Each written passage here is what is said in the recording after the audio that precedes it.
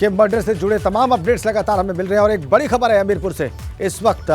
लेकिन उसको बताने से पहले रविदास मेहरोत्रा जो कि समाजवादी पार्टी के सीनियर लीडर हैं, वो क्या कह रहे हैं आपको दिखाते हैं।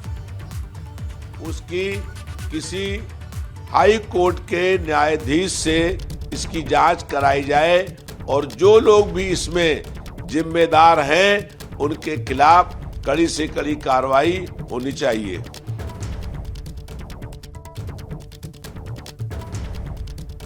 रविदास मेहरोत्रा बड़े वरिष्ठ विधायक हैं, लखनऊ से विधायक हैं समाजवादी पार्टी के। वो कह रहे हैं कि हाई कोर्ट के जज से इसकी जांच कराई जाए इस मर्डर की, और जो लोग भी दोषी हैं उन पर कार्रवाई की जाए। और एक और बड़ी अपडेट आपको दे दें, शूटर सनी सिंह से जुड़ी हुई बड़ी खबर है। थाना कुरारा में शूटर सनी के खिलाफ कुल 17 मुकदमे दर्ज हैं। ये बड़ी बात। सनी सिंह कल 3 हत्यारों में से कल के मर्डर केस से जुड़े 3 हत्यारों में से एक है और थाना कुरारा में शूटर सनी के खिलाफ कुल 17 मुकदमे दर्ज हैं। ये बड़ी संख्या है। 2016 में पहली बार अपराध के क्षेत्र में उसने कदम रखा।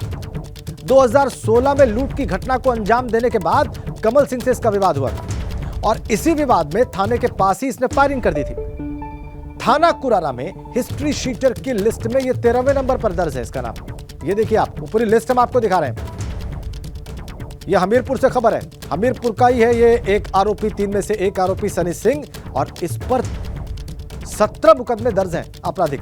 और जो लिस्ट वहां पर अपराधियों की थाने में है उसमें 13वें नंबर पर सनी सिंह का नाम है। मतलब ये बड़ा अपराधी है। 17 मुकदमे दर्ज होना, किसी के ऊपर आपराधिक मामले दर्ज होना, यह बताता है कि किस किस्म का आपराधिक इतिहास उसका रहा है। थाना कुरारा की हम बात कर रहे हैं, जिला हमीरपुर, और हिस्ट्री शीटर की लिस्ट जो वहां पर लगी है थाने में, उसमें 13वें नंबर पर शूटर सनी सिंह का भी नाम है। वो लिस्ट पूरी हम आपको दिखा रहे हैं, आप देख सकते हैं। जनपद हमीरपुर के थाना कुरारा की अपराधियों की लिस्ट है जो टॉप अपराधी हैं, उसमें 13वें नंबर पर यह आता है सनी सिंह। ये कल की हत्या में इन्वॉल्व था, कल हमने देखा।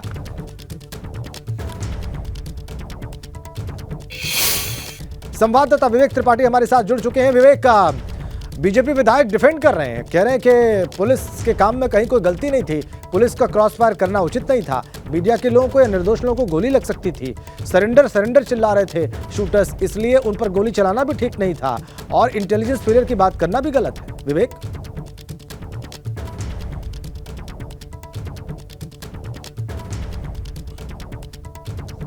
राजेंद्र, इंटेलिजेंस फेल्योर की बात तो बिल्कुल सही है। उमेश पाल हत्याकांड में भी यही हुआ था और अब अतीक और अशरफ की हत्या में भी यही हुआ।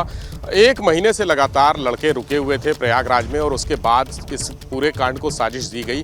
जो पिस्टलें मिली हैं वो सेमी ऑटोमेटिक पिस्टलें हैं, तुर्की की पिस्टलें बताई जा रही हैं। वो पिस्टलें कहाँ से आई? वो सामान्य पिस्टलें नहीं है। किसी अपराधी के पास ऐसी जो सामान्य अपराधी होते हैं उनके पास वो पिस्टलें नहीं होती हैं, वो हाई ग्रेड की पिस्टलें हैं। तो ऐसी पिस्टलें उनके पास आई कहां से? जिस पिस्टल से गोली चली है और लगातार ताबड़तोड़ आपने सीसीटीवी फुटेज में देखा, कैमरे में देखा, तमाम कैमरे में देखा, वो पिस्टलें कहां से आई? ये ट्रेंड थे और जो बातें कही जा रही हैं, गोली चलाने का तरीका उनके बदमाशों का, यानी ये बड़ी साजिश कोई रची जा रही थी। तो ये इस पूरी साजिश को जो रच रहा था, कौन इसका आका है, कहाँ बैठा है? ये लड़के 1 महीने से प्रयागराज में रुके हुए थे। इंटेलिजेंस को क्यों नहीं पता चला? इंटेलिजेंस को ये जरूर पता चल गया कि अतीक को साबरमती जेल से लाया जा रहा है और कोई उस पर अटैक कर सकता है, तो झांसी में उन्होंने ट्रैप कर लिया और उसके बेटे असद को और शूटर मोहम्मद गुलाम को वहां इनकाउंटर में ढेर कर दिया। लेकिन अतीक की हत्या की साजिश रची जा रही थी। लगातार ये इनपुट्स आ रहे थे। स्पेशल डीजी प्रशांत कुमार ने इस बात को कहा भी प्रेस कॉन्फ्रेंस से कि कोई अटैक हो सकता है, छुड़ाने की कोशिश हो सकती है, ऐसे इनपुट्स मिल रहे थे। तो ऐसे इनपुट जब लगातार मिल रहे थे तो आखिर भीड़ के बीच में सरेआम पुलिस के बीच में, पुलिस के घेरे के उसमें सुरक्षित अतीक और अशरफ को गोली कैसे मार दी गई? तो इंटेलिजेंस फेल्योर की बात ना मानना, इससे मैं बिल्कुल सहमत नहीं हूं। लेकिन जो बात कही जा रही है कि भीड़ में वहां गोली चलाना संभव नहीं था, सरेंडर करना, वो शलभ मणि त्रिपाठी की इस बात से मैं बिल्कुल सहमत हूं कि उन्होंने जो परिस्थितियां, जो हालात जो बन रहे थे वहां पर अगर गोली चलती है, अगर क्रॉस फायरिंग होती तो जरूर मीडिया के लोगों को भी गोली लग सकती थी। तो पुलिस का पहला सिस्टम ये होता है कि प्रोटेक्ट किया जाए लोगों जी, को, जी। आम जनता को प्रोटेक्शन दिया जाए, उनको सुरक्षित रखा जाए।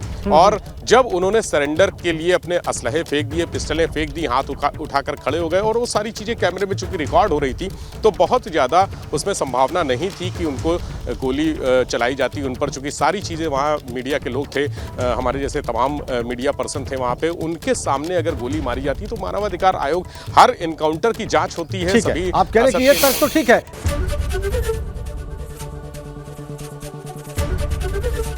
एबीपी गंगा, खबर आपकी, जुबान आपकी।